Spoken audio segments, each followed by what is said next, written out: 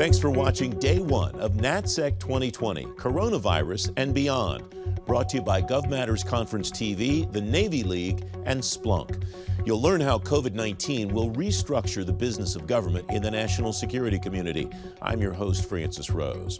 Today, we focus on the Office of the Secretary of Defense, including capital injection measures designed to sustain the defense industrial base, how the pandemic has changed the future of telework for Pentagon personnel, plus priorities for this year's National Defense Authorization Act. We have a lot of ground to cover and a great lineup of guests, so let's get started. Alan Shaffer is the Deputy Undersecretary of Defense for Acquisition and Sustainment. Welcome. Thanks very much for joining me. What's your measure so far of the efforts that you've undertaken to sustain the defense industrial base through the capital injection and the other efforts that you've undertaken?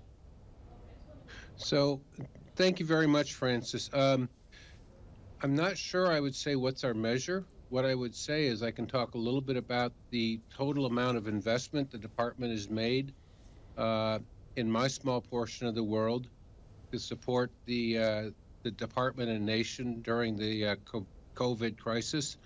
As of Friday, our contract actions had totaled about $3.65 billion since the 1st of March. That has almost all gone out to private industry, the smaller industrial base.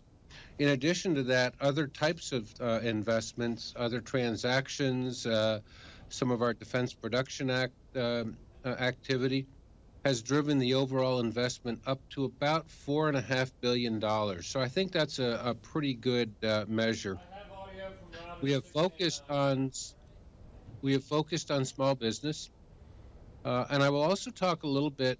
I think another very important measurement is some of the actions that our Director for Pricing and Contracting, Mr. Kim Harrington, took to expand progress payments. And that's a lot of acquisition speak, but it allowed us to pay more money earlier in the contract to our primes under the provision that they would flow the money down to the sub-tiers.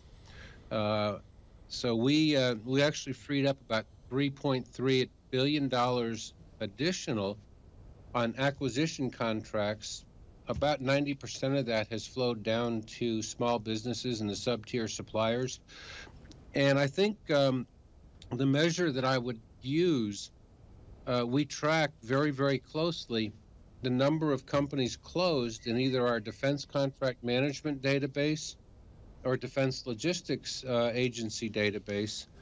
And from a high during the height of the coronavirus crisis, the pandemic, of about 130 companies in Defense Contract Management Agency closed and over 500 in DLA, Defense Logistics Agency. We're down to just one closed in DCMA and about 30 closed in the DLA database.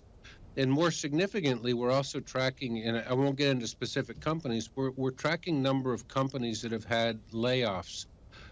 We are somewhere under 40 companies in the defense industrial base that have had layoffs of personnel. I compare that to the rest of the nation. I was looking this weekend at a number of major companies that are either closing or going out of business. I think the actions the department took to accelerate payment to our supplier sub-tier actually allowed them to stay in operation. So if you'd ask me what the measure is, it's the number of companies that were able to continue to do their job through the pandemic and the crisis and continue to provide product for national security. It sounds like it probably will not be necessary then, Alan, to go deeper into the tiers of the defense industrial base. Do you have a sense, or is there even any way to predict or estimate how long you might have to continue the help that you've provided to the DIB, or do you have a sense that that's coming to a close and that at least for the defense industrial base, things can get back to normal fairly soon? I think we're still going to have some challenges as we go forward. My boss, the Undersecretary Ellen Lord, has talked in some of her hearings about realistic economic adjustments to contracts. So we are seeing some effect with the slowing down of some of the industrial base of increasing costs. and that's most notable in some of our industrial sectors that we've relied on for both commercial and military products. So the aviation industry was hit very hard. I think we're going to have to look at what we can do through Defense Production Act Title III, through other mechanisms to make sure that we remain viable in the aircraft. We've seen some projections from the industry that suggest that the aircraft industry will take 2 to 3 years to rebound. It wasn't just the pandemic, but the overall slowdown in travel, some of the things that hit some of our companies with decreased demand. 2 to 3 years for the aircraft industry. Shipbuilding should be okay. Clothing and textiles, we had to shore up a little bit because so many of these are very small companies. Space, we're watching the space industrial sector very closely because we've seen a contraction in the commercial side for space launch.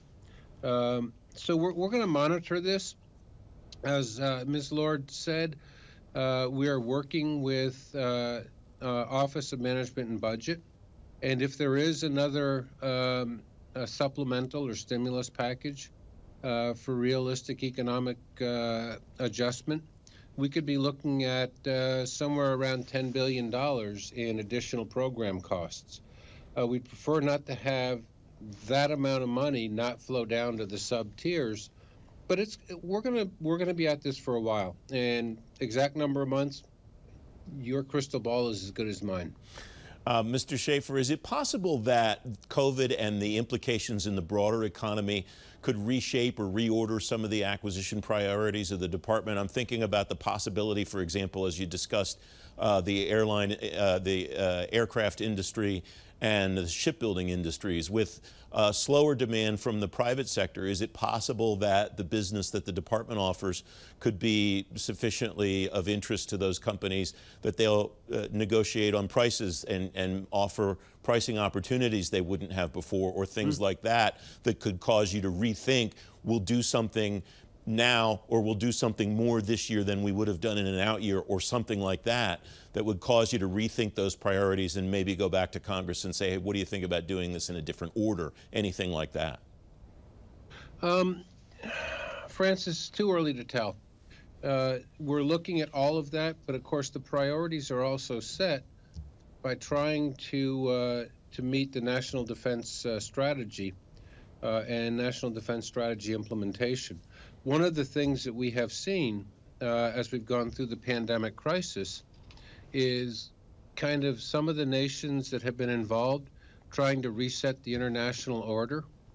I think that will have a bigger impact on the priority of what we buy, just the perception of potential threat from other countries. And I don't want to use the word threat in the Cold War sense, but more the threat in the respect that, you know, national power is a function of military power, economic power, and political power. And we're seeing a lot of activity on the economic side. So we're going to have to work this with Congress, and I think it's too early to tell. We will be watching very, very closely, though, those sectors where we will get down to 1 to 2 suppliers for some of our critical subcomponents. And we watch that routinely. We're actually in the process of adding more people to our industrial policy shop that had started before the pandemic. But their primary job is to make sure we understand the fragility of the supply chain so that we don't have instances where we are reliant on a single fragile supplier. And when we get to that point, we will take action either through Defense Production Act Title III, through trying to buy some quantity of equipment. And I would say right now, as I said, the big sectors we're watching most closely: aircraft, shipbuilding, space, and soldier systems, which includes clothing and textile. But as far as trying to predict what's going to happen and reordering of priorities, our priorities are going to be driven by the National Defense Strategy. Mr. Shaffer, you mentioned a lot of churn there. You described a lot of change and a lot of fluidity.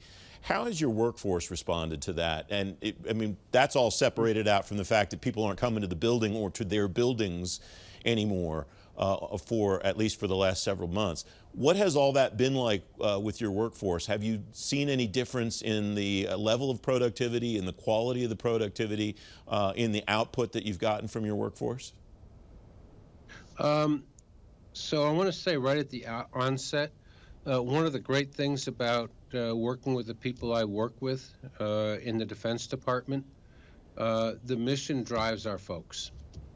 And they have done Herculean things to keep the productivity going.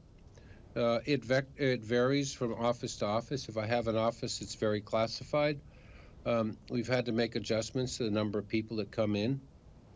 But they have been terrific. We are back to health protection level Bravo today, which means up to 80% of the workforce can return to the Pentagon. I personally think that's terrific because I've spent 3 months walking around the Pentagon where there's been no one here. But our workforce has done very well, and our workforce has understood how important it is to maintain an industrial base that can meet the needs of the department as we move into the future. I mentioned our Director for Pricing and Contracting, Mr. Kim Harrington. He has issued about just shy of 30, they're called class deviations, but basically short-term changes to the federal acquisition regs to allow us to better support and better work with the industrial base. But our people have been marvelous, and there's no other way to say it. I sympathize with you. I will look forward to full staffing or close to full staffing returning here so that I can see some of my fellow humans walking around. Is there anything that you've learned, though, any positive outcomes that you weren't expecting maybe from the remote work environment that you've been undertaking in the acquisition community over the last 3 months or so? So the only surprise is how effective we were at still being able to push product through.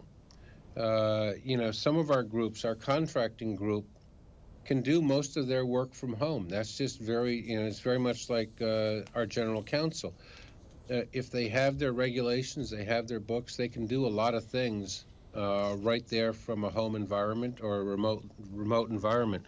So I would say the biggest surprise is the resiliency and the innovative nature of our workforce to adapt, and they adapt because they knew it was important. Really not much else to say.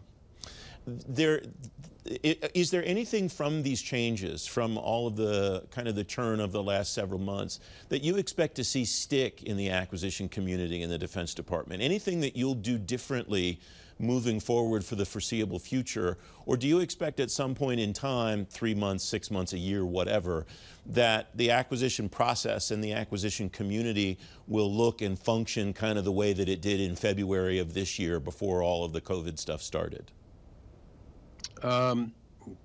Gosh, I hope we won't look like we did in February. So what makes this really very interesting is before the pandemic, we had embarked on the largest institutional change in our acquisition processes that have been undertaken since the 70s with the Packard Commission. We have, and if you're familiar at all with the acquisition regulations, we used to have this several hundred-page volume called the 5000 series. We had issued right around the first of the year a revision of the 5000 series. It was about a 10 to 15 page document with a bunch of additions. This new process is called the Agile Acquisition Framework. So we were already moving to providing more pathways to get product and to acquire product much more quickly. I think the pandemic may have been a bit of a forcing function, but as you're in the middle of change, it's really hard to say what's accelerating the change. But we're using other transactions very effectively. We have gone to agile software acquisition. We have gone to enhanced progress payment. We have gone to a number of different ways about doing our business that I'm hoping the pandemic will allow us to accelerate what was already ongoing. Our goal is to get product out as quickly as possible. We're not going to buy the next generation fighter aircraft in 4 years. But, we actually were looking at getting some satellites, on-orbit satellites, operational satellites, in under 4 years. That's really remarkable when you think about the acquisition system a number of us grew up in. So, to answer your question, it's really hard to say to what effect the pandemic has had. I think it's made us focus on the agile acquisition framework. I look at the different types of things that Defense Logistics Agency has done in terms of category management for product that they're buying. DLA has bought over or just at about $1 billion worth of equipment. And they've done that using modern methods. It's called category management. So the things that we had wanted to do before may have been accelerated by the pandemic. But if we are 2 years from now where we were in January of this year, we will have all failed, because in 2 years, even without the pandemic, we would have been changed.